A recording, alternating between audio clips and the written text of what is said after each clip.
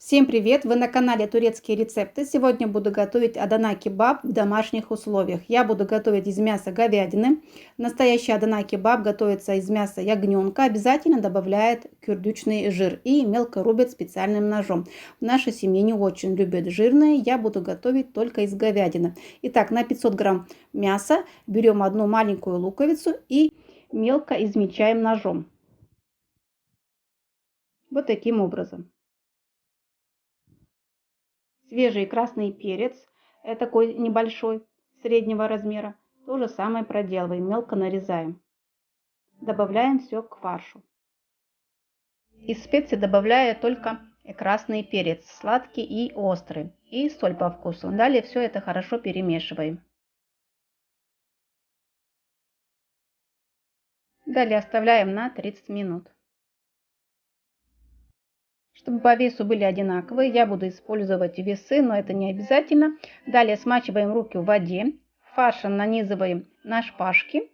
Лучше, конечно, купить такие специальные деревянные шампуры.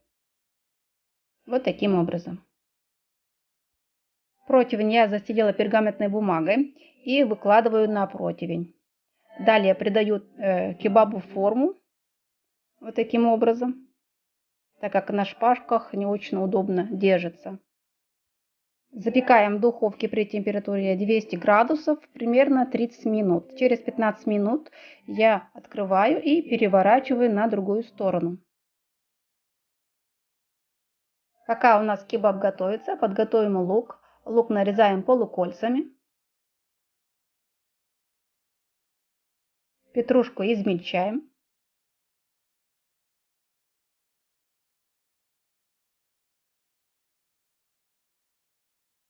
Добавляем сумак по вкусу, соль и масло. Все хорошо перемешиваем. Для подачи на стол на тарелку кладем горячий лаваш. У меня домашний, сама приготовила.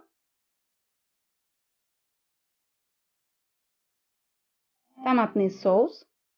Сверху кладем лук с зеленью и кебаб.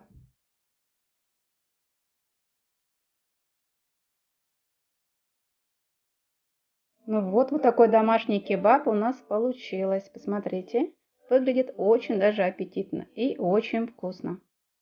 Итак, берем горячий лаваш, кладем лук, соус, кебаб, заворачиваем и кушаем. Это очень-очень вкусно.